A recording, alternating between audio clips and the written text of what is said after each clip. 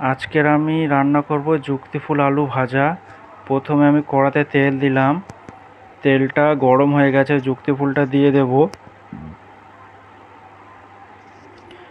যুক্তিফুলটা একটু ভাজা হয়ে গেছে, এবার আমি দিয়ে দেব লবণ আর দিয়ে দেব হলুদের গুঁড়ো, দিয়ে এবার চাপা দেব।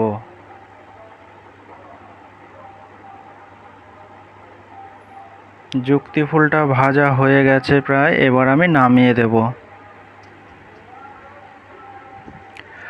কড়াতে তেল গরম করে হয়ে গেছে, আলু দিয়ে দিলাম, তার উপর দিয়ে দেবো 2-3টে শুকনো লঙ্কা কুচি, দিয়ে দেবো পেঁয়াজ কুচি, লবণ দিয়ে দিচ্ছি, হলুদের গুঁড়ো দিয়ে দেবো, দিয়ে আলুটা পুরো ভেজে নিয়েছি। এরপর দিয়ে দেবো যুক্তিফুল ভাজাটা, লাস্ট দিয়ে দেবো, দিয়ে একটু মিক্সড করে নেবো। এই পদ্ধতিতে রান্না করলে তিতোটা অনেক কম লাগে।